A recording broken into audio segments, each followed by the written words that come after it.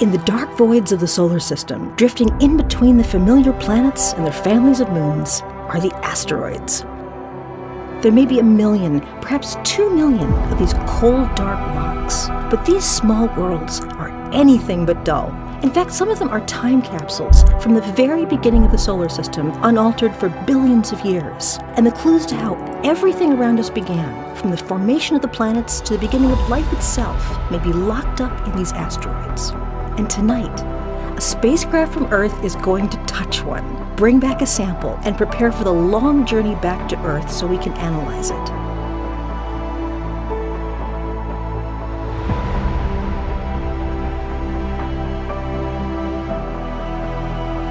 OSIRIS-REx has descended below the 5-meter mark.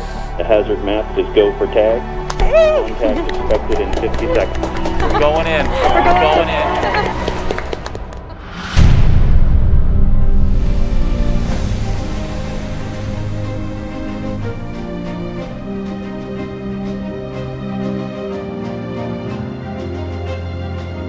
OSIRIS-REx is a one-of-a-kind spacecraft with an extraordinary team of engineers and scientists charting unexplored places. It was launched on September 8, 2016. The vehicle has traveled over 2.2 billion miles on a complex route to reach Bennu. You are here with us on a historic evening. It'll be NASA's first sample return from an asteroid, the attempt to actually sample the asteroid Bennu. This is a reality. We're actually going to be trying to sample on an asteroid.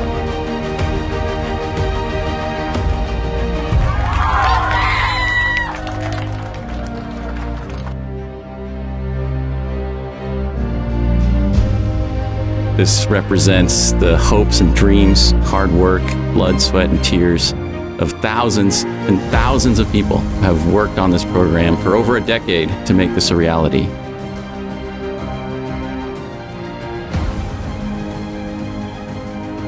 The mission is dedicated to my friend and my mentor, Dr. Michael Drake. Mike passed away just 4 months after we were selected by NASA to lead this mission. And, he left some parting words. And he said, first of all, you can do this. You've got the team. We're one team. These are big questions. Everybody's rooting for you. Everybody's behind you. And we can take that and lead them forward. It's just amazing. We've been rehearsing this event, all the different mission calls and milestones, but then to actually be here tonight and realize that this is going on 200 million miles away. That's right, yeah. I'm pretty excited.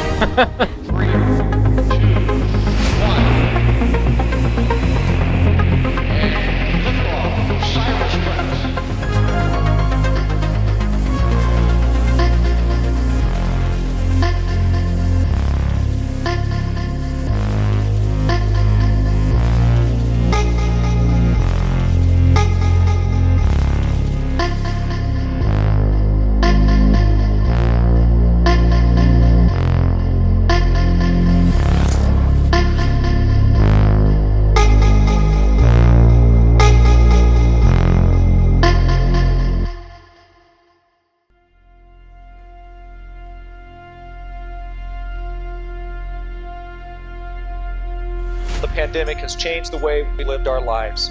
Masks and social distancing have become a way of life.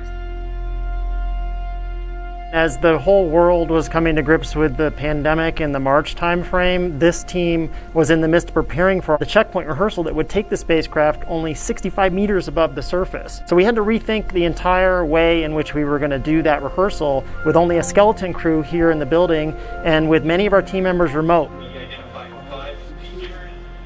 I think the hardest phase of the mission was in spring of 2020 when the COVID pandemic hit. It was a scary time and we were exhausted. And I would say probably by April, about a month after the lockdown, I wasn't sure we were going to be able to do it. And it wasn't because of the technical challenges, but it was the stress and the human factors that I was really starting to worry about.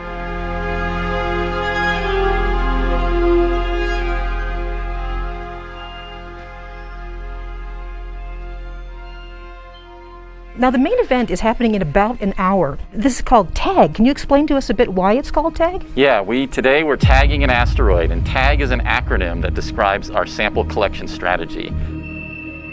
We're going to send the spacecraft down for a short duration contact with the asteroid surface, anywhere between 5 and maybe as long as 15 seconds. So we call it a touch and go, or tag an asteroid. And that sample site we're going for today, Nightingale, it's just a few meters in width. Just take a step back for a second and put yourself in the shoes of some of those engineers on this mission. And imagine trying to park a spacecraft on an asteroid 200 million miles away in a space no larger than a few parking spots. As if parallel parking on an asteroid isn't hard enough, imagine also trying to dodge hazards like rocky boulders as you're making your descent down to collect a sample. And on top of that, the team has actually programmed the spacecraft to steer itself down to the surface. We mapped the surface of Bennu to unprecedented resolution of 2 centimeters per pixel, which is better than what we've done on our own Earth and Moon. So it was a huge Herculean effort to get to this point where we're comfortable handing the maps and the keys over to the spacecraft to get us down into this small site today. So right behind me is the MSA, the Mission Support Area for OSIRIS-REx. And today it is filled with very excited people, the scientists, engineers, and technical specialists who've worked on this mission, in some cases for more than a decade. So back there is Gary Napier from Lockheed Martin. He's right in the middle of it all. So Gary, what's the feeling in the room? Michelle, like you said, I am just right behind you, about 20 feet. We're here in the larger Lockheed Martin Mission Support Area, where we're operating 6 of NASA's spacecraft around the solar system, 4 of them at Mars, 1 of them at Jupiter, and this one right here, OSIRIS-REx. So it's important to understand that the spacecraft is actually literally on the other side of the solar system, over 200 million miles away from the Earth. So any signal that we were to transmit here would take over 18.5 minutes to reach the spacecraft. So when we get these signals back, we're actually seeing things that happened in the past at the asteroid. Earlier we departed our orbit around the asteroid, so we're flying over the sunlit side of the asteroid, taking images for the onboard guidance system called natural feature tracking. A couple other key events that have taken place already is the spacecraft has deployed its robotic TAG-SAM sampling arm, so the arm is ready, in position to collect that sample. And we've turned on and started collecting science data from one of our science instruments, the OTIS thermal emission spectrometer. The spacecraft has already moved into its second natural feature tracking attitude and is getting onboard positional updates as we speak. And I can tell you everything is going exactly according to plan right now. It looks really good. Now, remember that this is a historic event. Today's endeavor will be the first time the space agency has ever touched the surface of an asteroid, collecting a sample of this pristine ancient material, a scientific treasure far more precious than gold. Let's talk a bit about why working in this low-gravity environment makes it tough to get a sample, because you might think sort of at first you could just take like a robotic claw or a robotic arm and scoop something up, but that's not going to work in these conditions. That's exactly right. The microgravity of Bennu provides a challenge of sampling that we don't normally face on Earth. You can imagine trying to use a shovel or a scoop on Earth, and the ground pushes against you, but the gravity keeps you on the ground. On Bennu, the surface gravity is thousands of times lower than on Earth, so if you pushed a shovel or a scoop into the ground, you'd push yourself right off the surface. So we had to come up with a technique that worked in the microgravity environment and that could work in this tag architecture, this touch and go architecture of just a few seconds long. So I understand the next big milestone we're looking for here is something called match point. That's right. So what happens at match point? Match point is the final maneuver that the spacecraft performs by firing its thrusters. That's where we become centered over the Nightingale sample site and begin that final descent down to the asteroid surface. And the spacecraft is solely focused on its safety calculation and the decision on whether or not it's going to proceed down to collect that sample. Attitude control system has transitioned to touch and go mode. Right, spacecraft's getting ready to make contact with the asteroid surface here.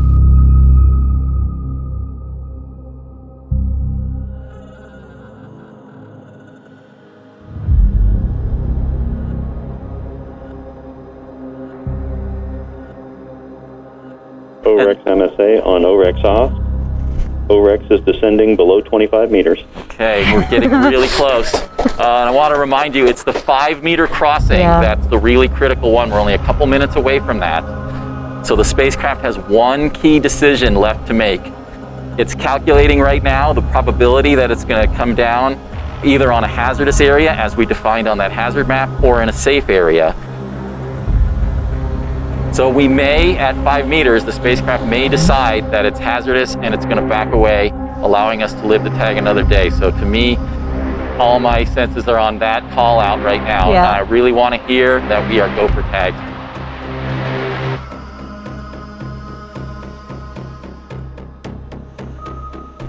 Position uncertainty is 0.5 meters. Predicted tag lateral offset is 1.7 meters. Hazard probability is 0%. Tag lateral velocity is 0.2 millimeters per second. Oh my God. Tag vertical velocity is 10.2 centimeters per second. That sounded really good. Yes. So it sounded like the hazard map calculation looked really good. We're coming down in a green area.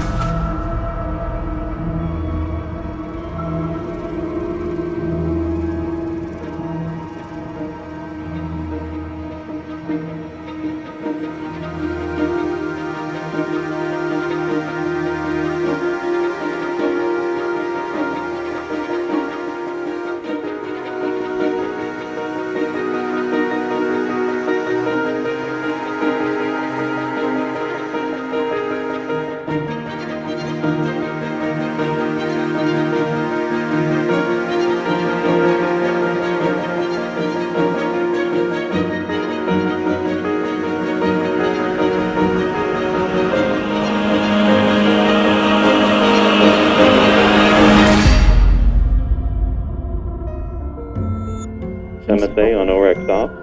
OREX has descended below the 5 meter mark. The hazard map is go for tag. Contact expected in 50 seconds. We're going in. We're going in.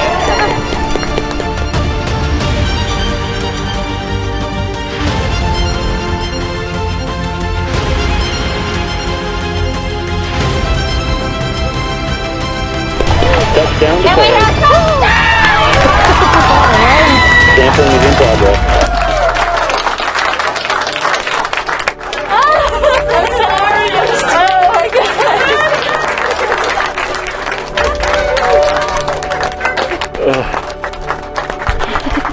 Oh my gosh, we're there, folks. That was amazing. I mean, I don't know if you saw the team here, but they just kind of blew up. It went from being steely-eyed to like celebrating the Super Bowl.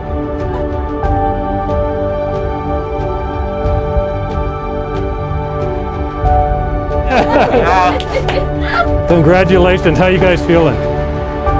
Transcendental. I mean, I can't believe we actually pulled this off.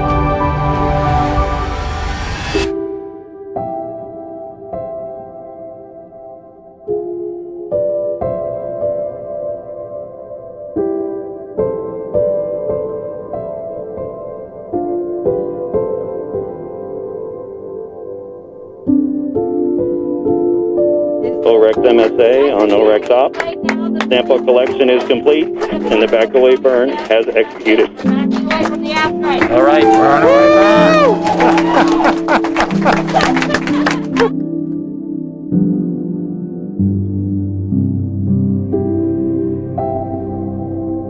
The pyro bottle's fired, so tag SAM operated. The backaway thruster's fired, so we're safely moving away from the asteroid surface.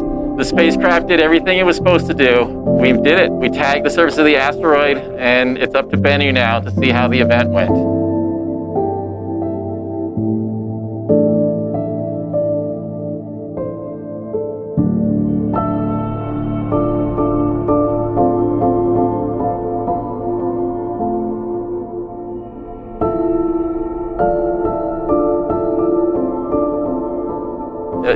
It's almost hard to process everything that's happening right now. It's overwhelming pride in this team and everything we've done to get here. I couldn't really have anything better to say about this group of people.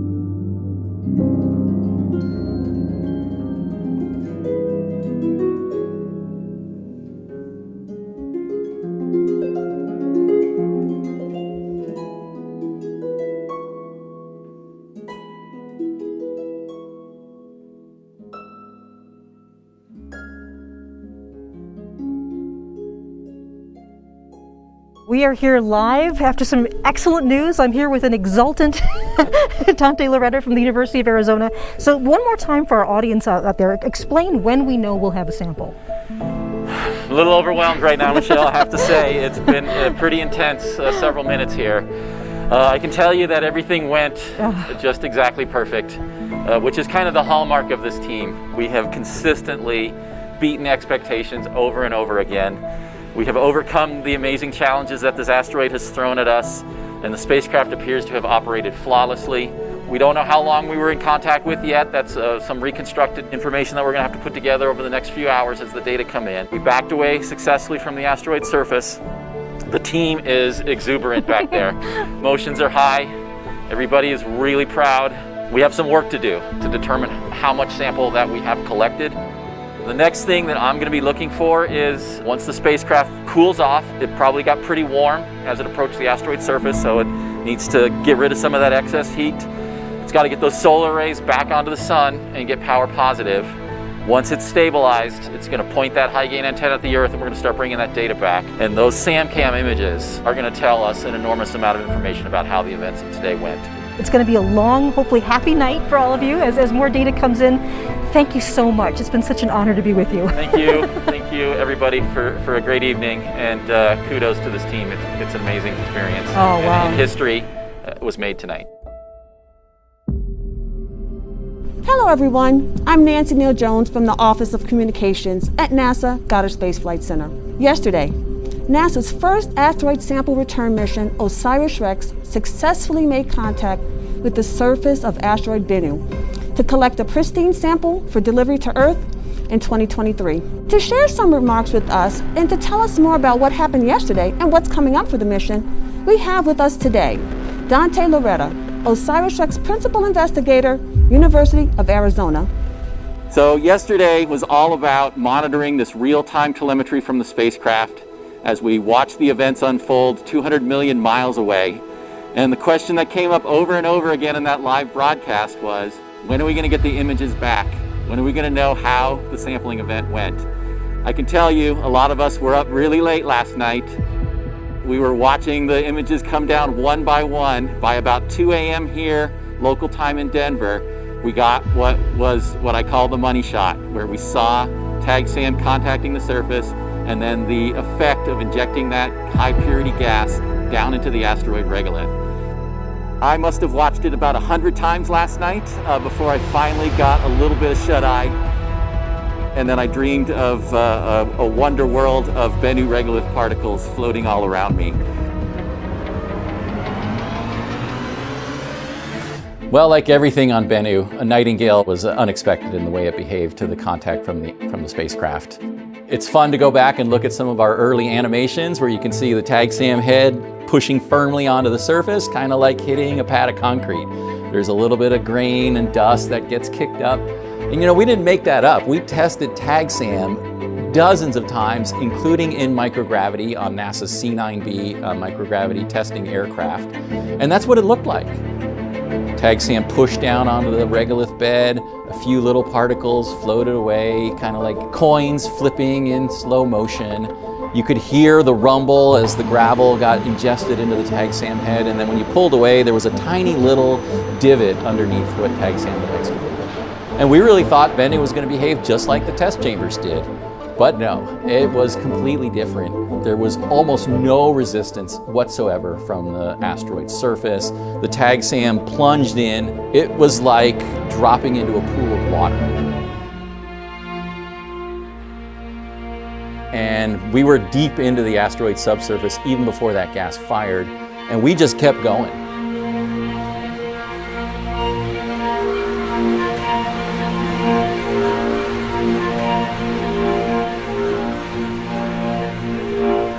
If we hadn't fired the back-away thrusters, we think the spacecraft would have just disappeared like into a pool of quicksand. So as a result of that really soft, compliant surface, the gas from TAG-SAM and the thruster plumes from the back-away burn excavated an enormous crater, 8 meters or about 25 feet in diameter, way bigger than anything we expected. Our glorious moment, we safely contacted the asteroid surface, bury the tag SAM head and fire the gas, and you will load that thing up. Turns out we did too good of a job. So, we backed away. 2 days later, on October 22nd of 2020, we put tag SAM through a photo shoot. All kinds of different camera angles and lighting conditions, just trying to get some hint, was there any sample that was collected in this amazing event? It looked like the tag SAM head was literally spewing material into outer space, and panic shot through me at that moment. And I was like, oh man, we're bleeding.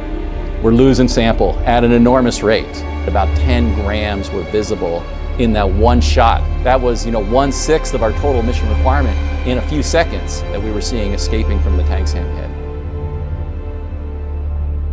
The good news was, the reason we were leaking material was because we had collected so many large stones that we were jamming open the safety valve meant to keep everything inside the collection chamber.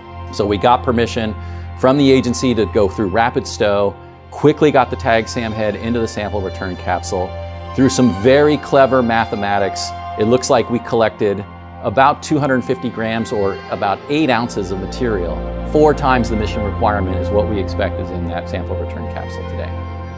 And fortunately, we were able to go back to Bennu in April of 2021 to get some great imagery and spectral data of the surface to really quantify the nature of that disturbance. When we designed the mission, we did not plan to go back and image the tag site after sample collection. We thought it's such a risky maneuver, get the goods and get out of Dodge kind of approach. But after that amazing and dynamic response of the asteroid surface, I couldn't leave it alone, right? I was like, this just keeps bothering me. We have to understand what we did, and we have to document it for science and for future asteroid explorers to understand why this behaves so differently. When we estimate the strength of the particles that we see on the surface, there's no way they would survive passage through Earth's atmosphere. They would simply disintegrate, forming a giant fireball. So I have high confidence that we're bringing back the kinds of material that literally, physically cannot make it to the surface of the Earth as a meteorite. All stations, the ADM burn is completed. We have a nominal ADM burn, and we're bringing the samples home.